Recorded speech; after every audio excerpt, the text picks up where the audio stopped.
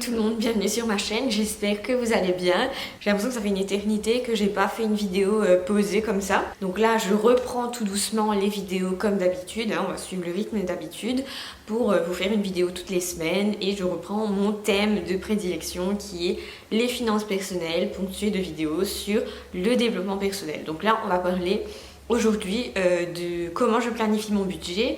J'ai fait cette vidéo, j'en avais déjà fait une, mais j'ai eu beaucoup de questions là-dessus, de gens qui me demandaient comment je faisais pour planifier mon budget et si j'utilisais tel ou tel système.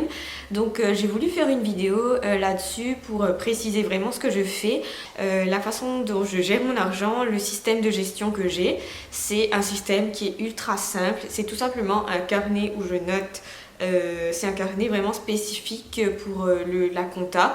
Donc c'est un carnet où je note la dépense, et puis il y a une colonne où je mets les entrées d'argent et une deuxième où je mets les sorties d'argent. Donc c'est un truc très simple. Je suis contre tous les systèmes qui sont ultra complexes, du style, j'ai vu sur Pinterest, il y a des gens qui utilisent des classeurs avec des pochettes, enfin des choses très très compliquées selon moi, que je n'utiliserai pas, tout simplement parce que j'ai pas le temps de faire tout ça, et pour moi ça complexifie vachement la gestion d'argent. En fait, dans mon système de gestion d'argent, je ne gère jamais de liquide, tout simplement parce que je vous avais dit que j'étais très très mauvaise dans la gestion des espèces. Je n'ai jamais conscience de combien j'ai, de combien j'ai dépensé et de combien il me reste. Et l'argent liquide, pour moi, ça file entre mes doigts, je ne me rends pas compte, donc j'ai du mal à comptabiliser. Donc tout ce que j'utilise, c'est ma carte bleue, et exceptionnellement, quand j'ai besoin de liquide, je vais à la banque. Mais je fais en sorte de sortir le strict minimum pour ne pas trop dépenser. À partir de là, vous aurez compris qu'il n'y a pas grand chose dans mon système de gestion, si ce n'est que je fais des virements sur les différents comptes. Donc j'ai deux comptes, j'ai un compte qui est juste à moi, un compte personnel depuis toujours. Et on a un compte commun en fait pour la gestion à deux ou des frais de la maison, où là c'est l'argent du loyer, de l'électricité, de tout ce qui est frais fixes en fait, y compris de la nourriture et des sorties. Donc la façon dont je gère ça, c'est que moi je touche bien sûr mes sous personnels, mes revenus sur mon compte personnel et pas sur le compte commun. Et dès que je touche mes sous, donc je bascule tout sur mon épargne en fait, et j'économise au minimum 30% de mes revenus, au maximum 40%. Quand c'est bien, voilà, quand c'est bien et que c'est à moi où j'ai pas beaucoup de trucs à faire, j'économise 40%. Cette somme-là, j'estime que tout le monde arriverait à le faire si vous n'avez pas de dette et si vous n'avez pas de personnes à charge comme des enfants ou de vos parents. Même si vous gagnez le SMIC, je pense que n'importe qui peut mettre 30% de côté en respectant les deux conditions. Donc c'est pas une question de revenus, c'est vraiment une question de s'adapter à ses besoins et essayer de maximiser son épargne. Je n'ai pas d'objectif d'épargne sur l'année, en fait je ne me fixe pas un objectif, tout simplement parce que je maximise déjà la quantité que je peux épargner. Déjà au maximum, donc je ne pourrais pas faire mieux. Donc je mets par principe le maximum de côté. Je ne prévois pas X euros par mois pour payer les impôts. Tout ce que j'économise va sur le compte des économies, et après à partir de là j'enlève en fait quand j'ai besoin de payer les impôts, je sors la somme des impôts de cette somme là. Donc le fait d'économiser le maximum, ça m'aide à m'assurer que je ne pourrais pas faire mieux et que tout est plus ou moins pris en compte. Donc après avoir mis de côté pour moi sur mon épargne personnelle, après avoir fait le virement sur le compte commun, il me reste pas beaucoup de dépenses au niveau personnel, moi. Vous allez me demander comment je maximise mon épargne en fait avant de faire le virement, ou des fois je fais le virement et après je m'en fiche, je pioche dedans si j'en ai besoin. Mais souvent, ce que je fais le mois, c'est que je budgétise à peu près le mois si j'ai des événements, des déplacements. C'est des frais, on va dire, non récurrents. Donc, il m'en reste pas beaucoup, mais il y en a quand même des frais exceptionnels. Donc, je budgétise pour le mois. Et après, à partir de là, je peux dire, voilà, je peux laisser une certaine somme sur mon compte.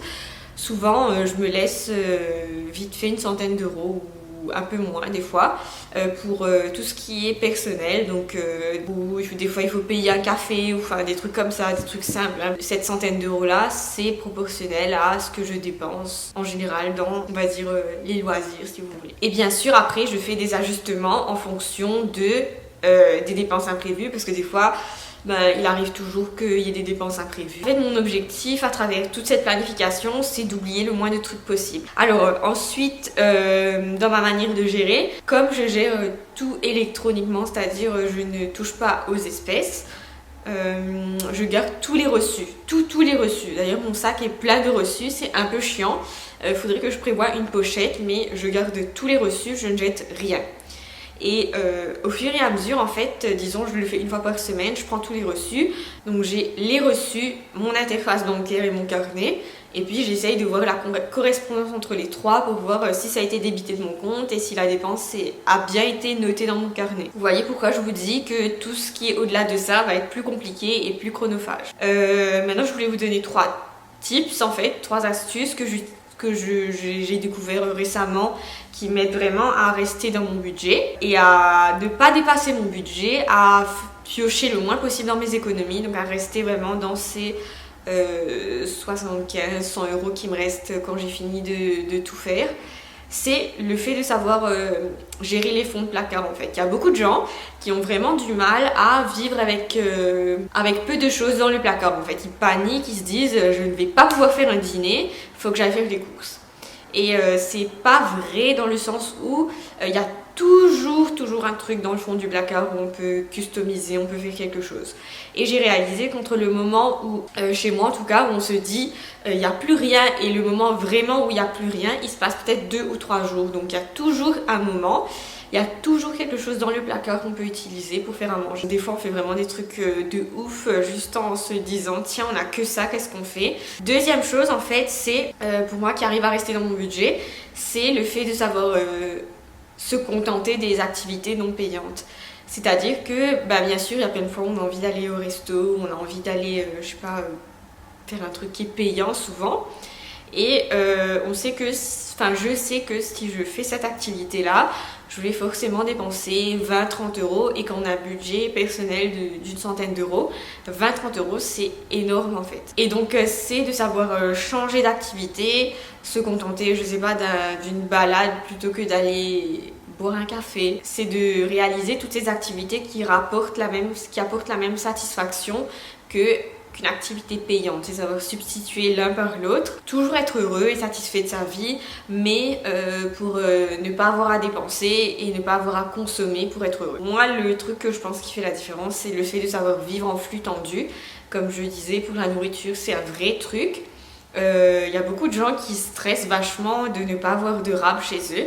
Ça s'applique à tout, ça s'applique aux produits de beauté. Je connais des gens qui achètent des tonnes de produits en rab parce qu'ils ont peur de manquer de ça un jour ou deux. Donc je pense vraiment que c'est la clé à beaucoup de soucis de savoir vivre en flux tendu. Donc voilà, je voulais faire cette vidéo pour clarifier un peu les choses, pour on va dire répondre aux questions qui m'ont été posées.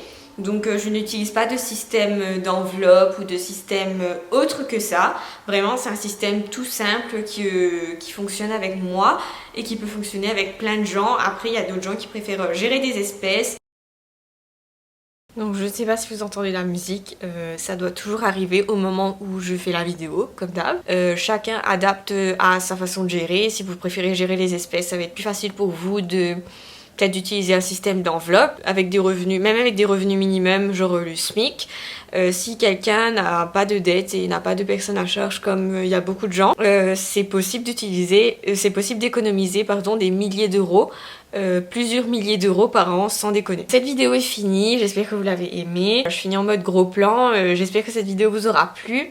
Bien sûr, si elle vous a plu, n'hésitez pas à mettre un j'aime sur la vidéo, d'aller vous abonner à la chaîne et n'oubliez pas aussi de vous abonner à ma liste de diffusion. Vous êtes de plus en plus nombreux là-dessus et je pense que ça vous plaît vachement selon les retours que j'ai. Donc moi je vais continuer et je vous dis à la semaine prochaine. Prenez soin de vous et on se retrouve très vite.